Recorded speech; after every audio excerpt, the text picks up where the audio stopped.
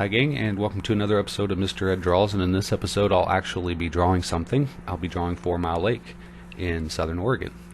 So I think as the recording of this video a week ago or so, I went camping for a couple days at a subalpine lake in southern Oregon's Cascades, and it was glorious. I took some pictures here of some things that I wanted to try and sketch.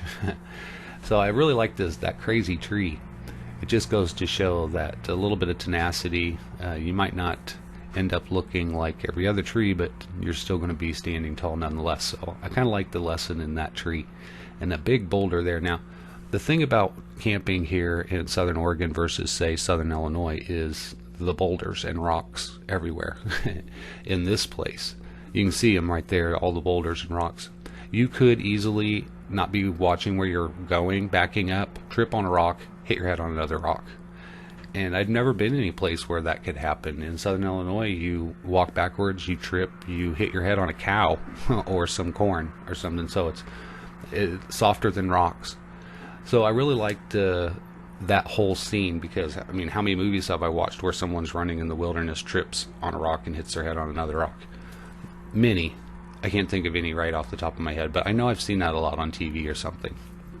And if you have, just leave a comment and let me know. Oh yeah, that happened to Laura Ingalls or whoever. Anyway, get back to this picture. I decided to take the different elements of what I enjoyed about the place that I visited and put it together into one picture. And to do this, when I practice drawing some of these elements, I just draw the element. So I'll just draw a rock with a little bit of grass around it. And it's kind of an incomplete subject.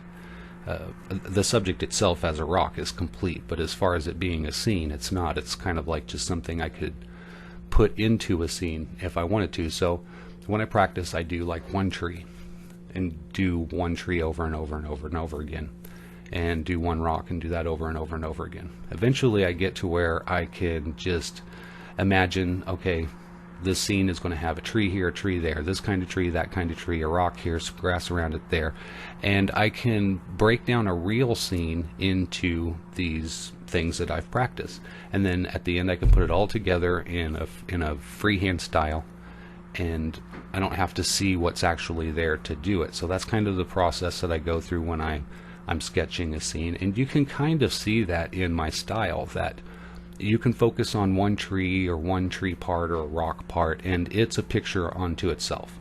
And then you put all these little pictures together and it makes a big scene. It makes sense to me. It just seems like the obvious way to go with it. I'm not sure if that's a genuine methodology that's adapted in academics, but it's just, that's the way I taught myself to do it. So that's what I did.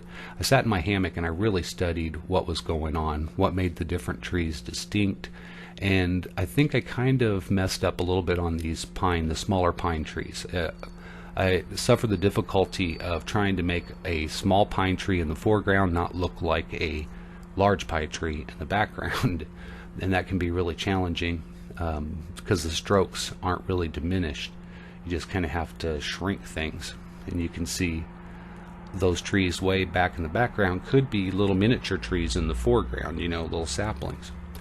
So I struggled with that, and also the shape of those trees is different. When I referenced the picture, I could see that the limbs are kind of pointing upward instead of hanging downward. So I think next time if I try that, I'm going to make sure to make that distinction, because I am going to try this again. I want to do another one of the mountain in the background with the trees a lot closer, and that's a scene that you'll see later on in the video of Mount McLaughlin over one of these little subalpine ponds.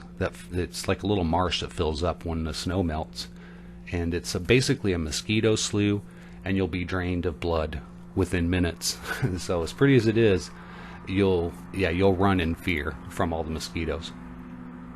So one thing I noticed about the landscape around Fish Lake and Fourmile Lake and that, you can get into a view where it's just these rolling hills, because the valley is really, really wide, and you're down in the bowl of it, so it kind of obscures the distant mountains. So to me it reminded me of like Lake of the Ozarks in southern Missouri, Ozark Lakes, with the rolling hills around it. Not so many pine trees, in Missouri. And this is a subalpine forest, and it's mostly different types of evergreens.